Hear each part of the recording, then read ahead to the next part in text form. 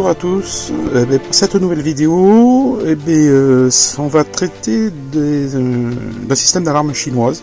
Alors, je rappelle une chose, c'est que tout ce que j'achète et que je mets sur ces vidéos, c'est le matériel que j'achète pour chez moi. On m'offre pas le matériel et je ne le fais pas pour faire de la pub à telle ou telle entreprise. J'achète du matériel pour moi, pour la maison, je le teste et j'en profite, je l'installe chez moi et j'en profite pour faire une vidéo pour montrer aux gens éventuellement les défauts et les qualités de ce produit. Voilà, donc voilà, j'ai acheté une alarme pour la maison. Donc j'ai acheté sur AliExpress, où vous verrez l'information, enfin les tarifs auxquels je l'ai acheté, ça va s'afficher. Et donc je vais vous montrer quel matériel il y a dedans, et puis la configuration, et puis finalement si ça fonctionne bien ou pas. Voilà, allez, on y va. Voilà, le kit minimum donc comprend donc une centrale d'alarme qui se branche sur le secteur avec la sécurité. Derrière, vous allez avoir la sécurité anti-déplacement de l'alarme pour éviter qu'on l'arrache, hein. Mais ça, on va voir ça plus tard. Y compris donc avec dans le kit de base une sirène, un détecteur de porte, deux clés RFID pour activer et désactiver l'alarme directement sur la centrale, un détecteur de mouvement, deux télécommandes pour désactiver donc l'alarme aussi, donc une alimentation secteur et un support. Alors ce support, je me souviens plus trop à quoi il sert, mais ça on verra ça au fur et à mesure que l'on va monter l'appareil. Et dessous, donc si je me souviens bien, quand j'avais vu la description, vous allez avoir, bon, les vis, c'est ça, ok. Ça c'est pour brancher des détecteurs de porte, mais filaires, pas radio, pour ceux qui préfèrent mettre des détecteurs filaires standards. Voilà. Donc pour ma part, moi j'ai rajouté des options parce que j'en avais besoin pour la maison. Bien sûr, il y a une documentation fournie, hein. Moi j'ai rajouté, enfin dans le kit que j'ai acheté, y compris donc deux détecteurs supplémentaires. J'en aurai pas l'utilité des détecteurs pour l'instant parce que comme j'ai des animaux dans la maison, mais ça sera testé parce que d'après ce que j'ai compris, le descriptif, ça ne détecte pas les animaux. Mais bon, ça sera à voir. Et après, moi ce qui m'importait, c'était les détecteurs de porte, et j'en ai pris donc le kit avec donc 1, 2, 3, 4, 5, ça me fait 5 détecteurs de porte supplémentaires, ça m'en fait 6 avec celui-là qui est intégré au kit de base, parce que moi j'ai exactement, si on compte pas l'étage, j'ai 4 ouvertures sur la façade. Donc voilà, j'en ai 6, j'en recommanderai ultérieurement peut-être plus, parce que je vais voir pour équiper mon garage qui est dépendant de la maison, mais ça on verra après. Voilà donc le kit que j'ai et que je vais installer et programmer. Donc maintenant on va passer à l'étape programmation. Pour info, je ne l'ai pas précisé, on va le préciser tout de suite. Ce matériel est compatible donc Wi-Fi. Il est compatible GSM 3G et GPRS. Pourquoi ? Parce qu'il sera capable de vous envoyer donc un email pour vous signifier une alarme. Il sera capable de vous envoyer un SMS pour gérer l'alarme aussi.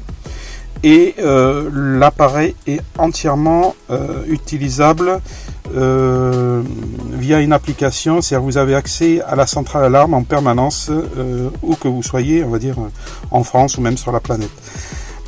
Donc voilà les principales spécifications de cette centrale d'alarme. De plus, normalement, je me souviens plus, mais ça j'irai voir, on va faire ça au moment de la programmation, et puis quand on va découvrir l'interface de la centrale. Normalement, si je me souviens bien, il est compatible Google Home et Alexa. J'en suis pas sûr, donc ça sera à voir ça pendant la vidéo. Allez, on y va. Donc voilà, c'est allumé. Donc maintenant on va essayer de configurer tout ça. Alors c'est parti, déjà on va changer la langue.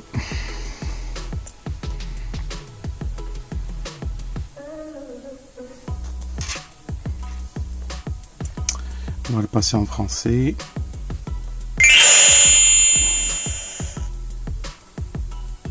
Ça c'est un peu désagréable cette musique. Mais on va faire avec, pardon. On part en arrière, minuterie, date heure.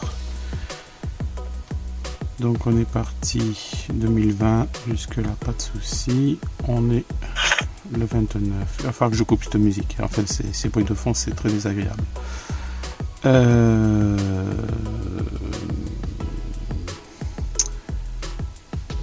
Heure, minute, mois, jour, heure. Alors quelle heure il est?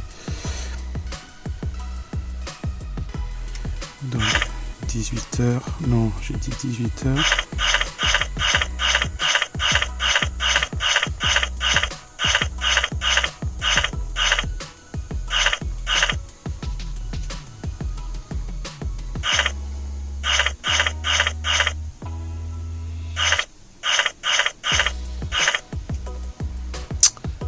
Donc jour, non, on n'est pas le 31, déjà on est le 29. 18h10 et on valide.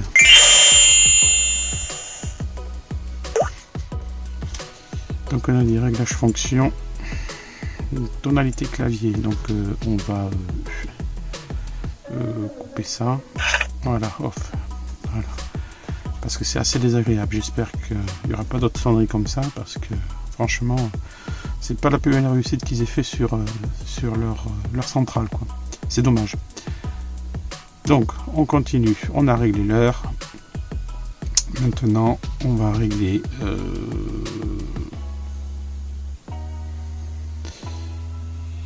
le Wi-Fi pour voir s'il y a une mise à jour de la version.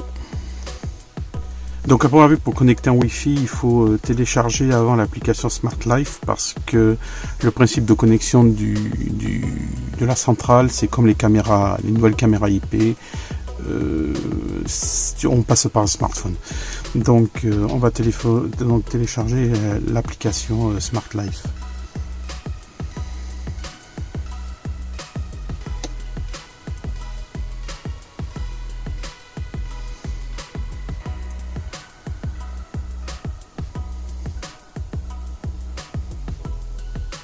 Et on part pour l'installation. Bon, donc j'ai dit il faut ouvrir un compte chez Smart Life. Donc bon, on est parti.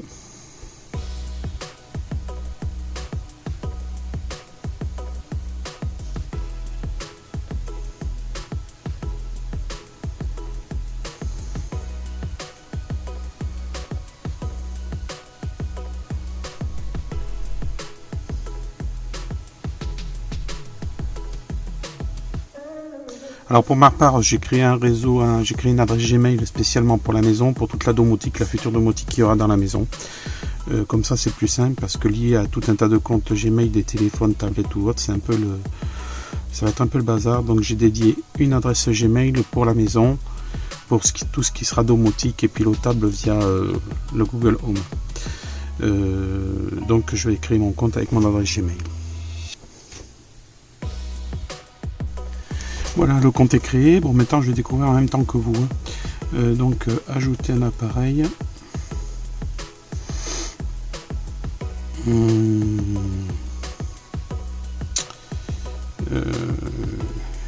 Là je découvre, parce qu'on peut piloter tellement de choses.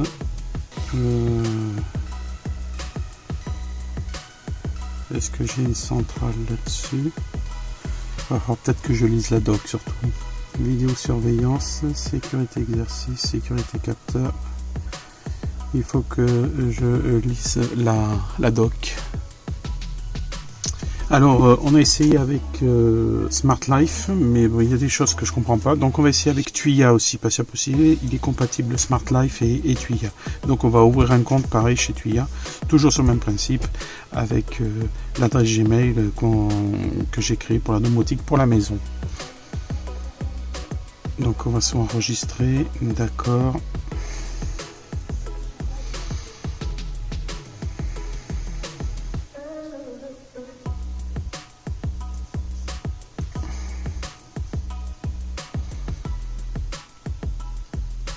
parce que suivant les marques d'appareils, si c'est vendu par Banggood, que c'est vendu par AliExpress, ils n'utilisent pas les mêmes applications et finalement les mêmes applications, enfin les applications ont les mêmes interfaces. Donc c'est ce qu'il y a d'assez surprenant que tout soit pas lié, mais bon, c'est pas grave non plus. Donc là on va créer notre compte chez Tuya. Donc voilà, c'est créé. Ça a l'air plus complet que Smart Life, mais on verra après Smart Life, parce que là il propose bien les alarmes, alors qu'il est proposé pas sur l'autre. Mais ça, je reverrai ça plus approfondi. Donc on va à la sécurité capteur, et là on a, où c'est que j'ai vu les alarmes, ça y est, je les ai perdues, les alarmes ici. Donc on va faire alarme Wi-Fi,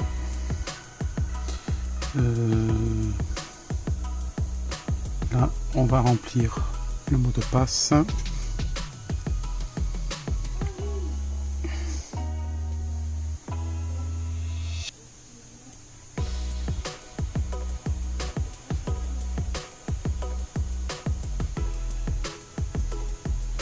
Donc après j'ai vu qu'il fallait cliquer sur Airlink, et ça, on va voir ce que ça donne. On va essayer d'abord l'appareil. Ok.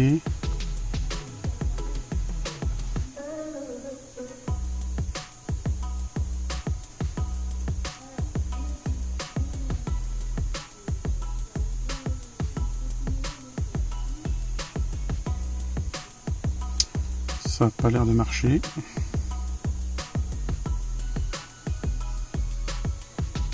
L'association OK. Donc à première vue, c'est fait. J'attends la validation de l'application, qui à première vue, elle ne le voit pas.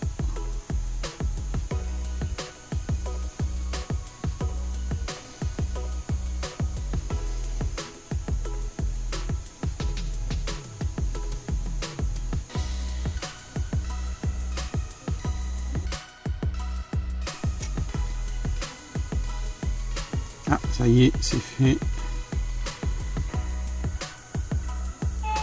C'est bon, il a trouvé.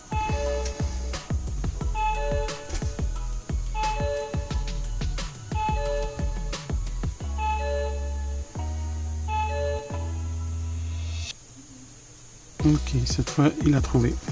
Ok, on va essayer de le faire maintenant dans Smart Life. Alors je reviens sur Smart Life. À l'origine, donc je cherchais les alarmes. Ah ben si, les alarmes sont là, je ne les avais pas vues à l'origine. Donc là, on va rentrer le mot de passe, comme ça j'aurai deux applications pour gérer, puis je choisirai une ou l'autre, dans tous les cas. Donc on va... Hop, je suis allé un peu vite, on revient en arrière, alarme. Il faut que je rentre le mot de passe. Voilà, c'est fait. Suivant. Et là, on relance la réinitialisation.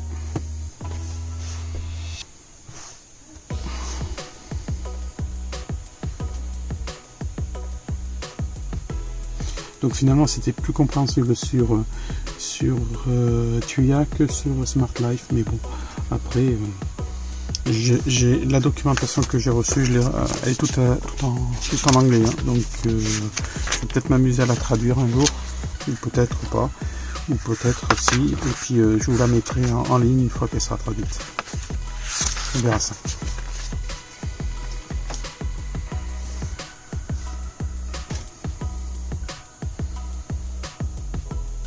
C'est bon, il a trouvé pareil, voilà, ça y est, c'est bon.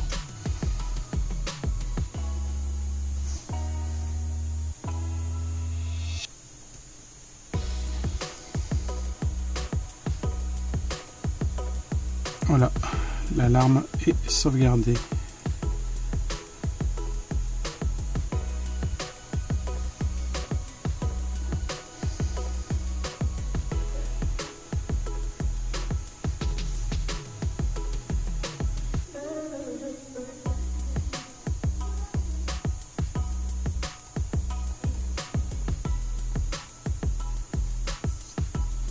Donc si je reviens en arrière, j'ai bien une alarme qui est programmé sur mon smartphone maintenant.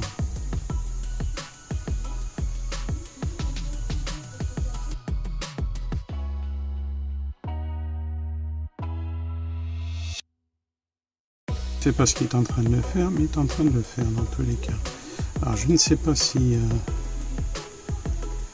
l'alarme elle est bien en Wi-Fi ou pas, parce que j'ai rien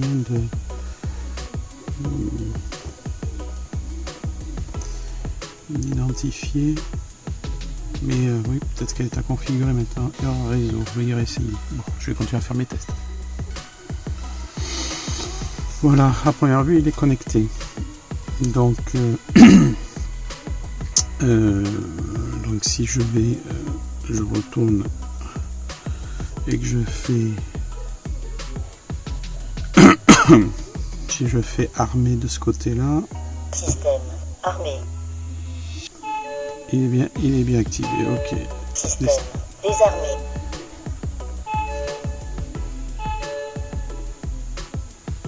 Ok, ça fonctionne. Pas de souci. Donc là, bon, après il y aura toute la configuration, mais bon, ça risque d'être un peu long à voir tout ça. Mais bon, c'est connecté au téléphone.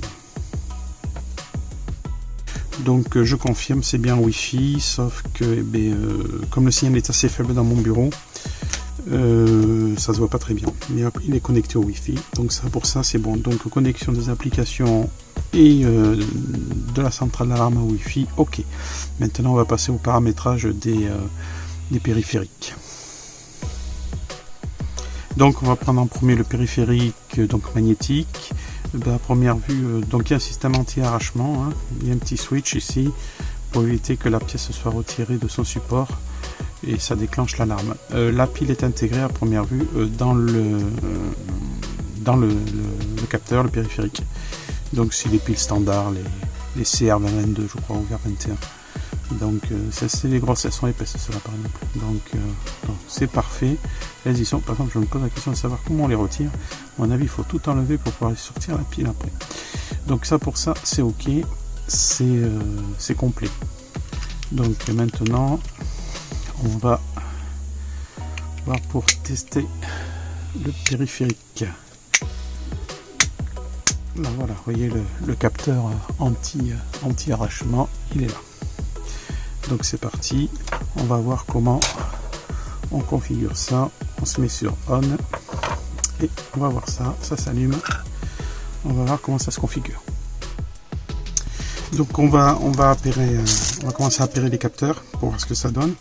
Donc voilà, j'ai activé un capteur de porte. Donc on sélectionne le type d'alarme. Alarme de porte, ok. Armement partiel, non, ça sera complet parce que ça sera pour les portes. Non, pardon, ça sera partiel. 24 heures d'activité. Sonnette. Armement partiel parce que vous avez possibilité de mettre l'alarme alors que vous êtes à l'intérieur. Et là, il prendra les capteurs de porte en même temps. Il ne prendra pas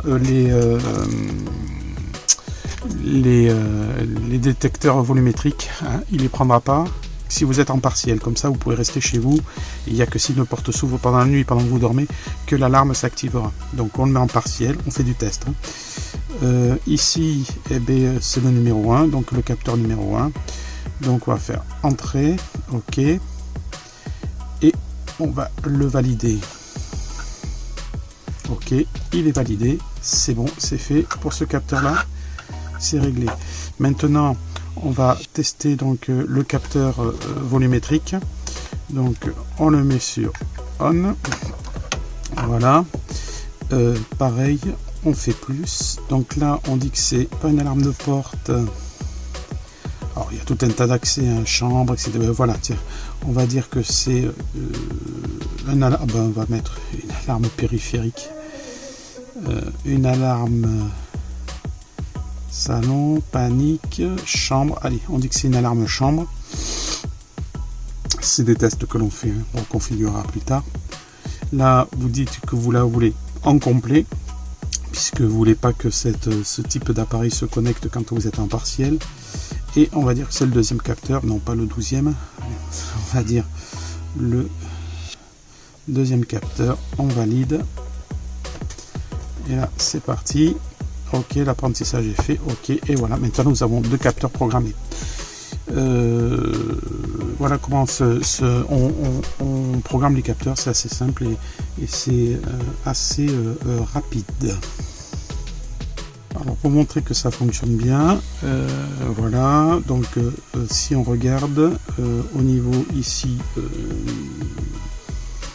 hop, ça s'efface, au niveau de l'écran, l'état de l'alarme, si j'ouvre, on dit que c'est une porte, j'ouvre une porte, j'enlève le capteur et on détecte bien une porte ouverte dans ma maison. Donc pour celui-là, ça fonctionne. Et hop, si je le remets, hop, c'est fini, tout est redevenu normal. Donc ça, pour ça, ça fonctionne bien. Donc maintenant, on va faire le test avec le capteur de volumétrique, hein. Je viens de le tester, c'est pas mal. Donc hop, on rallume l'écran, on arme le système. Système armé. Donc le temps de sortir. Donc sur le téléphone, ça vous avertit que le système a été armé. Bon, après c'est à vous de régler si vous voulez pas que ça soit identifié sur le téléphone à chaque fois, parce que si votre femme rentre entre temps, ça risque d'être agaçant d'avoir le téléphone qui sonne en permanence quand quelqu'un active ou désactive l'alarme. Mais bon, ça sera à voir chez vous une fois que ce sera installé. Donc on attend, voilà, vous dites merci de sortir, on attend que le compte à rebours soit fini.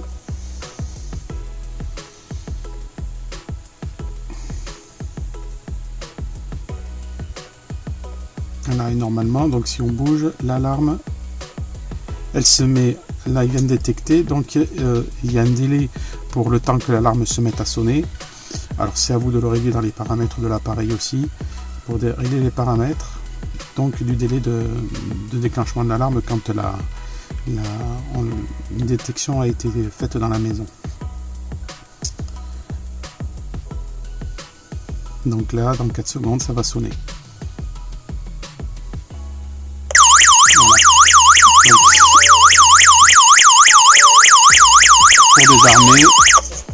Désarmé. Voilà, donc sur le principe ça fonctionne, et là ce n'est que l'alarme de la centrale, hein, parce qu'après bien sûr, comme je l'avais montré au début, on a l'alarme supplémentaire que l'on peut brancher dessus, sachant que l'on peut brancher aussi en périphérie une alarme sans fil pour mettre à l'extérieur de la maison aussi, avec un spot qui clignote. Il y a tout un tas d'éléments périphériques qu'on peut rajouter dessus. Donc voilà ce que l'on peut dire sur le paramétrage des périphériques.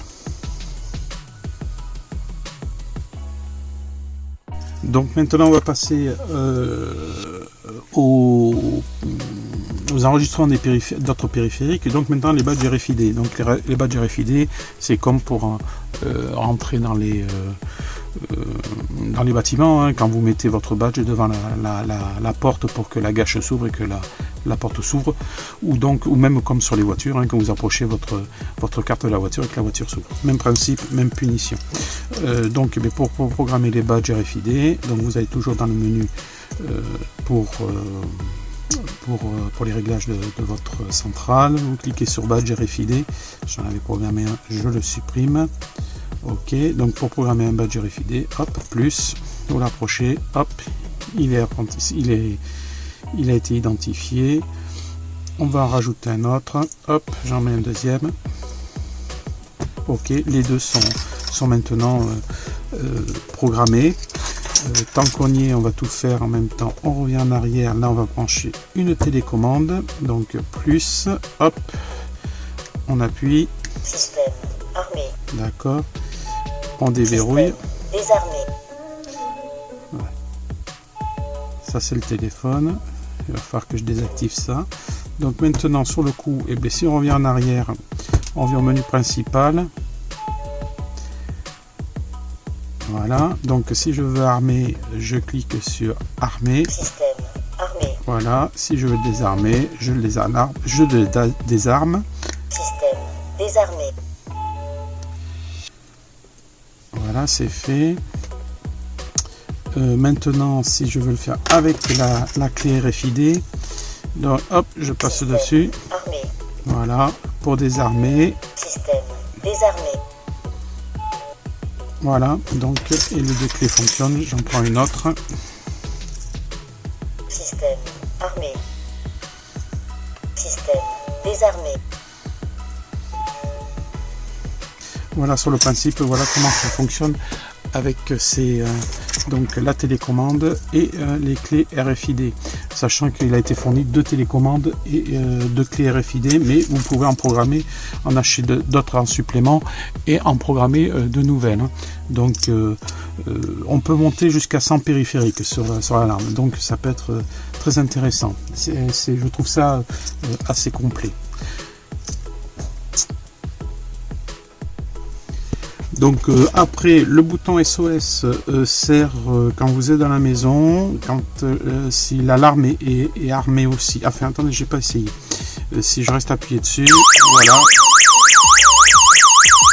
Système désarmé. Donc c'est un bouton panique, hein. C'est-à-dire que si vous êtes chez vous et que vous êtes agressé, il suffit de rester appuyé sur ce bouton-là pour activer l'alarme. Donc vous allez dire, l'alarme ça sert à quoi si vous êtes dans la maison? Non, mais par exemple, vous voyez, le téléphone s'est activé aussi. Si votre mari ou femme a cette alarme qui se détecte, ça, vous voyez, ça indique alarme panique. Donc il y a une agression. Donc ça peut être aussi intéressant d'avoir ce système-là sur l'alarme chez vous. Bien sûr, il faut que le boîtier soit accessible, parce qu'autrement, ça ne sert à rien. Alors, autre option, puisque jusqu'à maintenant, toute l'expérience qu'on a fait, on était en Wi-Fi. Donc, ça passe par le réseau intranet. Mais par exemple, si vous avez un téléphone branché sur Internet, dans tous les cas, ça va fonctionner. Maintenant, on va passer pour la partie GPRS. S'il y avait, mais il vient de se mettre en veille, je sais pas. Voilà, ici, je viens d'intégrer donc une carte SIM dans mon appareil, dans mon serveur, mais dans ma centrale. Donc à la base c'est un forfait free à 2 €, puisqu'à première vue maintenant, jusqu'à maintenant hybrider les appareils, il fallait absolument que ça soit des mobiles. Maintenant il y a possibilité de remettre ces cartes là à 2 € depuis qu'ils ont sorti le forfait Delta, puisque la Delta est équipée d'une carte SIM aussi pour se connecter en 4G. Donc maintenant on va programmer un numéro de téléphone pour voir s'il envoie un SMS à mon téléphone. Donc menu, téléphone, premier téléphone. Donc on va y rentrer le numéro de téléphone, donc 06. Donc voilà, j'ai rentré le numéro de téléphone.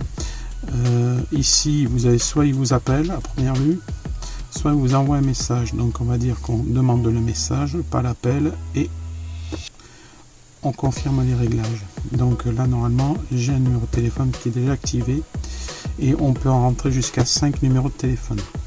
Donc maintenant on va tester l'alarme. Ça va faire du bruit bien sûr. Donc on va armer l'alarme. Non, on va envoyer directement un SOS pour voir si ça fonctionne. Système désarmé. Donc là, l'alarme a été envoyée et je n'ai pas reçu de message pour l'instant. Alors à l'origine, je n'ai pas reçu de message parce que je me sers du même téléphone pour filmer que pour recevoir les messages et que je l'ai mis en mode veille parce que pour éviter les vibrations et les notifications. Donc il n'a pas sonné. Maintenant, on va retenter la chose. On va appuyer sur le SOS. Système désarmé.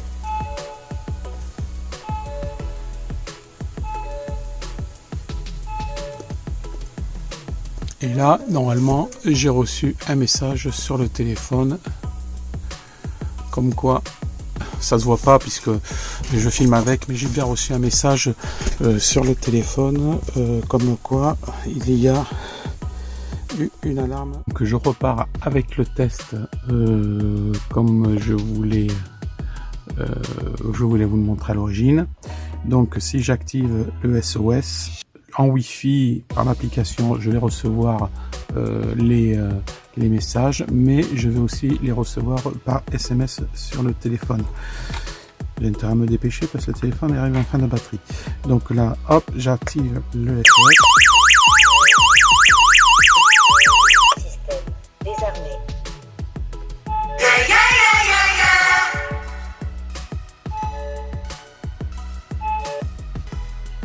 Donc je viens de recevoir une alarme sur le téléphone pour me dire qu'il y a une alarme panique des deux côtés.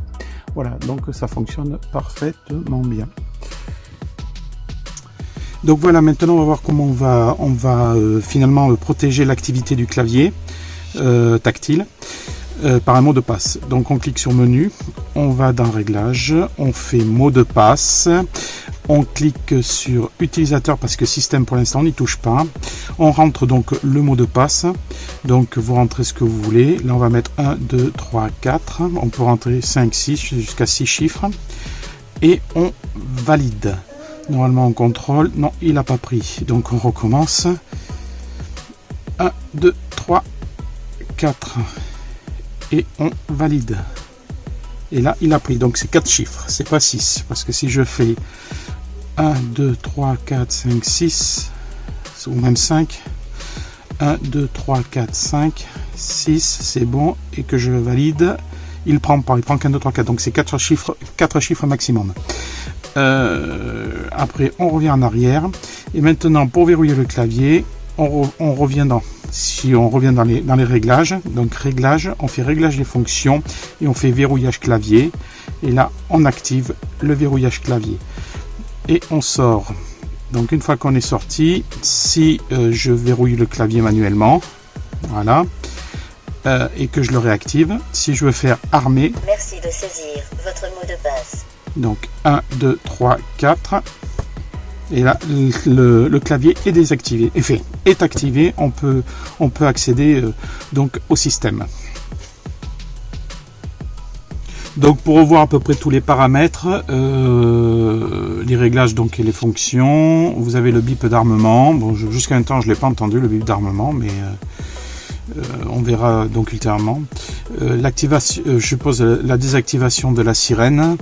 Donc l'armement par SMS, si vous voulez l'activer depuis un SMS, envoyer un SMS à votre appareil, mais je vois pas trop l'utilité. Si vous avez une connexion 4G sur votre portable, vous pouvez désactiver l'alarme à distance depuis l'application, mais ça peut le faire aussi. Si vous êtes, par exemple, vous n'êtes pas couvert par la 4G et qu'il y a la 2G juste. Donc on a vu tout à l'heure le verrouillage clavier, le rétroéclairage, bon ça, bon, après ça reste du gadget supplémentaire, hein, à vous de voir ce que vous voulez faire avec. La tonalité clavier, bon ça je l'ai désactivé parce que c'était horrible le son, ça arrêtait pas de sonner, ça avait des bruits bizarres. La tonalité du délai elle est activée, mais je ne l'ai pas entendu non plus, mais bon, comme il vous dit, le système vous dit armement en cours, ou système armé, donc voilà. Porte détection d'ouverture de porte-fenêtre ouverte, bon mais ça c'est activé aussi par défaut, donc je le laisse. Après c'est à vous de faire les réglages comme vous le sentez, et après la voix humaine pour vous dire les informations, bon ça c'est activé aussi. Voilà pour cette partie là. Donc on peut aussi régler donc le délai de sortie et le délai d'entrée, et le délai de la sonnerie de l'alarme. Donc le délai de sortie c'est le temps qu'il vous faut pour sortir, c'est pré-réglé à 40 secondes, donc à ajuster par rapport à la taille de votre maison et par rapport à ce que vous avez besoin. Le délai d'entrée c'est pareil, là c'est donné à 30 secondes, ajusté à votre convenance aussi. Et le délai de l'alarme pareil, ça sera ajusté à votre convenance. Et à faire les tests, parce que là c'est pareil. Donc là, il marque 3, est-ce que c'est 3 secondes, 3 minutes, j'en sais rien. Il va falloir peut-être regarder aussi sur la documentation. Donc voilà, mais là c'est la partie des timers pour régler votre alarme. Bon, alors on continue. Maintenant on a fait les réglages, le téléphone, ça on l'a vu, le journal, bon ça vous répète ce que ça les alarmes que vous avez eues. le Wi-Fi, les accessoires, c'est fait. Les enregistrements, alors ça c'est assez rigolo. Donc vous cliquez sur enregistrement, vous pouvez enregistrer un message pour vos voleurs, ça peut être intéressant aussi. Donc l'enregistrement, vous pouvez régler le temps d'enregistrement. Donc là 20 secondes c'est un peu long, à part si vous voulez faire un petit lagus au voleur, on va supprimer, on va mettre 10 secondes et on valide. Ok, donc là si je regarde bien, on est passé à 10 secondes et donc on a validé. Donc pour enregistrer, on enregistre le message. Bonjour, vous êtes en train de cambrioler ma maison. S'il vous plaît, je vous demande de sortir parce que ce n'est pas chez vous. Alors dégagez s'il vous plaît, merci. Voilà, c'est fait. Bonjour, vous êtes en train de cambrioler ma maison. S'il vous plaît, je vous demande de sortir parce que ce n'est pas chez vous. Alors dégagez s'il vous plaît, merci. Voilà. Voilà, donc ça c'est en sauvegarde. Et après, on valide, c'est OK. Donc si on regarde dans la lecture, on a... Bonjour, hop, on vous a... êtes en train de cambrioler ma maison. S'il vous plaît, je vous demande de sortir parce que ce n'est pas chez vous. Alors dégagez s'il vous plaît, merci. Voilà. Donc je suppose que ça c'est un message d'alarme quand la sirène, enfin quand l'alarme détecte un cambriolage. Donc c'est un message qui est émis par la centrale pour les voleurs. Bon, après ça peut être sympa de rajouter un message, même mettre une petite musique si vous voulez, ça peut être sympa pour eux, ou un coup de mitraillette au pire des cas. Mais bon, voilà, c'est peut-être gadget, mais ça peut être intéressant d'enregistrer un message qu'on testera que je testerai sur la version finale quand tout sera installé dans la maison. Donc là j'efface le message parce qu'il est un peu ridicule, mais bon après vous pouvez faire un message ridicule, ça peut être sympa pour le voleur, hein. Donc voilà, ça c'est pour l'enregistrement des messages. Alors, on arrive sur la fin donc du menu. Il y a le menu minuteur. Donc à première vue, on peut déjà mettre à l'heure. On peut synchroniser l'heure sur le Wi-Fi ou sur la 2G, 3G. Et après, à première vue, on peut armer automatiquement l'alarme à une certaine heure. Et on peut donc la désarmer à une certaine heure aussi. Mais c'est une option supplémentaire qui a été rajoutée au système. Donc prise femelle, ça permet à première vue, d'après ce que j'ai lu sur la documentation, ça permet de contrôler des éléments extérieurs de la en domotique, c'est-à-dire contrôler des alarmes supplémentaires, des sirènes supplémentaires externes via le Wi-Fi. Donc ça sera à faire avec tous les objets connectés qui sont vendus, qui peuvent être vendus avec l'appareil en plus de ce que vous voulez. Donc voilà, c'est les options supplémentaires. Voilà. Information importante, il y avait quelque chose qui me chagrinait, c'est qu'à chaque fois que je débranchais le secteur, l'alarme se coupait, s'éteignait et dès que je rebranchais, elle redémarrait, quoi. Et donc je me suis aperçu qu'il y a un interrupteur ici pour activer ou désactiver la batterie, enfin pour allumer ou éteindre l'appareil, quoi. Donc là, ici, il est éteint et quand on active, ici, on est sur la batterie, voilà. Et cette fois, on est bien débranché. Voilà. Donc voilà, c'était l'information supplémentaire. Oui, d'accord, ok. Voilà, je vais le couper. Voilà, ici bien sûr l'emplacement de la carte SIM. Donc comme j'ai dit, j'ai mis une carte SIM de 2 € de chez Free qui marche très très bien pour les SMS et ça vous coûte 2 € par mois. Donc ça marche très bien. Ici c'est un connecteur pour brancher des détecteurs de porte ou des détecteurs volumétriques mais filaires. C'est pour ça qu'ils ont fourni un petit connecteur avec des résistances, mais bon, aucun intérêt pour moi puisqu'il y a la radio. Maintenant je ferai le test pour savoir s'il détecte bien un appareil quand la batterie est à plat. Ça va falloir le tester. Bon, j'espère pouvoir le faire sur cette vidéo. Au pire des cas, je ferai un patch sur la vidéo pour le signaler ou je le mettrai dans les descriptions. Voilà, donc maintenant on va l'installer. Voilà ce que j'ai fait. Donc j'ai posé les détecteurs sur les portes. C'est livré avec des embases adhésives, donc plus facile à fixer que à visser, donc à coller quoi finalement. Voilà, je vous montre dans quelle position je les ai posés.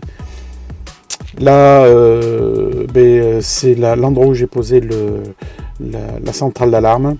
Donc je suis satisfait, ça marche très très bien, quoi. Voilà, cette vidéo était un peu longue, elle arrive à ses 45 minutes pratiquement, donc au bilan, très satisfait de cette alarme, hein.